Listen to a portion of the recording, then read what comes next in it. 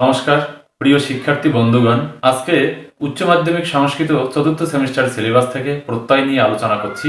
তোমরা জানো যে আমরা ইতিপূর্বে সন এবং ইয়ং প্রত্যয় আলোচনা করেছি।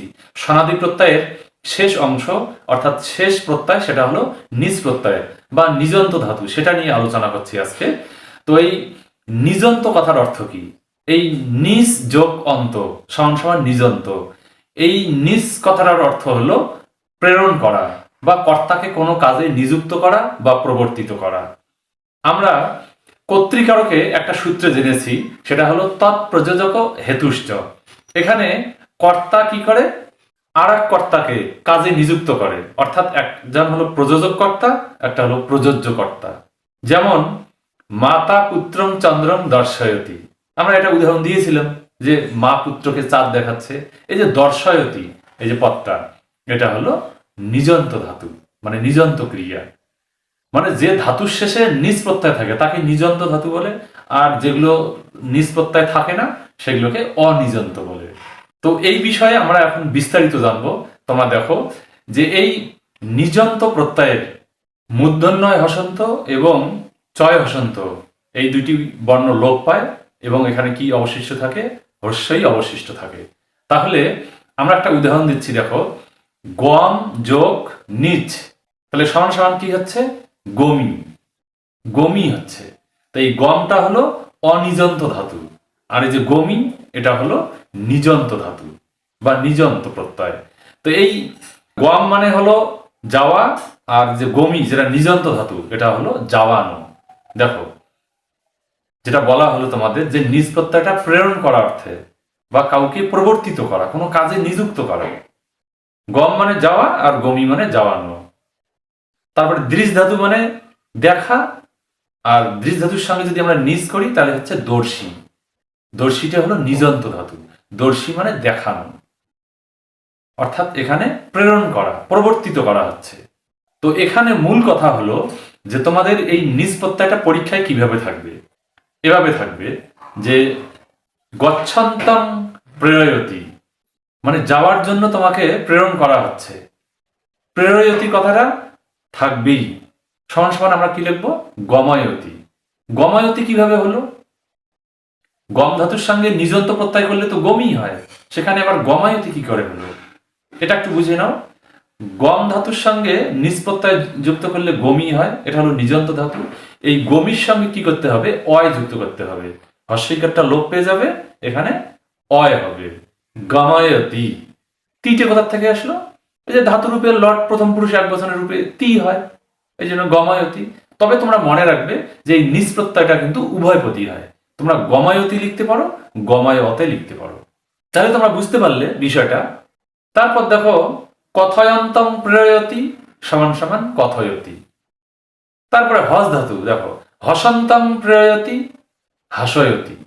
খাদান্তং প্রেরয়তি মানে খাওয়ার জন্য পাঠানো হচ্ছে, প্রেরণ করা হচ্ছে, খাদয়তি। এই যে এইভাবে কত সহজে কিন্তু নিজ প্রত্যয়টা হয়ে যাচ্ছে। তোমরা এইভাবে, আমি এখন যে তোমাদের উদাহরণগুলো দিচ্ছি এই উদাহরণগুলো একটু দেখে নাও, এখান থেকেই তোমরা কমন পেয়ে যাবে আশা রাখি। দেখো নিজ প্রত্যয়, তো এই নিজ প্রত্যয়ের সংজ্ঞা এই উদাহরণগুলো তোমাদের করা হয়েছিল, কিভাবে নিজ প্রত্যয় অয় হয়, গম থেকে গমায়তি হয়। তো তোমরা এখানে একটা জিনিস মনে রাখো, এই যে খ নম্বর গম রম ক্রম নম সম দম জন তর ঘট ব্যথ ঝৃ ধাতুর উপধা অ আ হয় না, মানে অকার অকারই থাকে, আ হয় না। যেমন রম রময়তি হয়। কিন্তু তোমরা এই গ নাম্বারটা ফলো করো, এটা কিন্তু খুবই ইম্পর্টেন্ট। যে অম ক্রম চম সম ইয়ম প্রভৃতি ধাতুর অকারের বৃদ্ধি হয়, মানে পূর্বপদে যে অকার থাকে সেটা কিন্তু আকারে পরিণত হয়। যেমন দেখো চম চাময়তি, এখানে আকার হয়েছে। তারপরে ঘ নম্বরটা দেখো যে আকারান্ত ধাতুর পর নিস ই থাকলে আগে পুক, পুক অর্থাৎ কয় হসন্ত লোপ পেয়ে যায়, প থাকে, প এর আগম হয়। যেমন দেখো দা ধাতু দাপয়তি, দেখো এখানে একটা পয়ের আগমন হয়েছে। হ্যাঁ, তারপরে দেখো ধা ধাতু ধাপয়তি প্রভৃতি, এরকম কিন্তু হয়। বোঝা গেল বিষয়টা। মানে আকারান্ত ধাতুর পর যদি নিজ প্রত্যয় হয়, মানে নিজ প্রত্যয় থাকে, তাহলে পুক হয়, অর্থাৎ একটা পয়ের আগমন ঘটে, এটাই বোঝানো হয়েছে। তারপর আমরা দেখি, তারপর নম্বর দেখো, সা, সা, সা, হে, বেয়া, পা ধাতুর পরে ইয় এর আগম হয়, মানে অন্তস্থ অ। যেমন পা ধাতু পায়য়তি, এরকম হয়। তো তোমরা দেখো এই নিজ প্রত্যয়ন্ত ধাতুর লট প্রথম পুরুষ এক বচনের রূপ এগুলো কেমন হয়, তোমাদের সরাসরি পরীক্ষায় কেমন থাকবে। এই যে দেখো, পর ধাতু যোগ নিজ লট তি, এটা থাকতে পারে, অথবা এই যে পঠন্তং প্রেরয়তি, এভাবেও পরীক্ষায় থাকতে পারে। আর বাকি অংশটুকু তোমাদের বোঝার জন্য ব্র্যাকেটে অর্থ করে দেওয়া হয়েছে, পঠনের জন্য প্রেরণ করে। উত্তর হচ্ছে পাঠয়তি। তারপরে পা ধাতু দেখো, পা নিস লর্তি পিবন্তং প্রেরয়তি, এটা কিন্তু পরীক্ষায় থাকে, এক কথায় প্রকাশে পিবন্তং প্রেরয়তি, তোমরা লিখবে পায়য়তি বা পালয়তি, এটা লিখলেও হবে, যে কোনো একটা লিখবে। 3 নম্বর, বদ ধাতু নিস লর্তি বদন্তং প্রেরয়তি বলে এটাকে, মানে বলার জন্য প্রেরণ করে। উত্তর হয় বাদয়তি। তারপরে তোমরা এভাবেই পড়বে, তিষ্ঠন্তং প্রেরয়তি, হ্যাঁ, স্থাপয়তি। তারপর ঘনন্তং প্রেরয়তি ঘাতয়তি। অর্থগুলো এখানে পাশে দেওয়াই আছে, তোমাদের কোনো অসুবিধা নেই।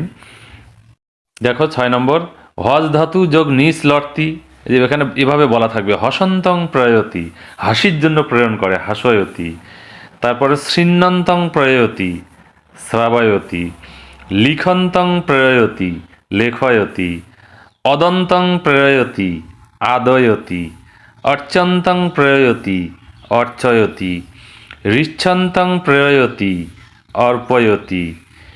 অধিয়ানাং প্রেরয়তি, অধ্যাপয়তি। অশ্নন্তং প্রেরয়তি, আশয়তি। তোমাদের এগুলো বোঝার জন্য এই যে ব্র্যাকেটে যে মানেগুলো দেওয়া আছে, অর্থ করা আছে, এগুলো একটু দেখবে, তাহলেই হয়ে যাবে। তারপর আমরা 14 নম্বরে আসছি। 14 নম্বর দেখো, কথয়ন্তং প্রেরয়তি, কথয়তি। কর্ষন্তং প্রেরয়তি, কর্ষয়তি। ক্রিয়ন্তং প্রেরয়তি, ক্রাপয়তি। খনন্তং প্রেরয়তি, খনয়তি। খাদন্তং প্রেরয়তি, খাদয়তি। গচ্ছন্তং প্রেরয়তি, গময়তি। গায়ন্তং প্রেরয়তি, গাপয়তি। জিঘ্রন্তং প্রেরয়তি, ঘ্রাপয়তি।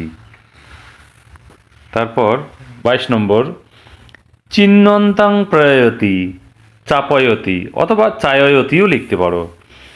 চেষ্টমানং প্রেরয়তি, চেষ্টয়তি। ছিন্দন্তং প্রেরয়তি, ছেদয়তি। জাগ্রতং প্রেরয়তি, জাগরয়তি। জয়ন্তং প্রেরয়তি, যাপয়তি। জানন্তং প্রেরয়তি, জ্ঞাপয়তি।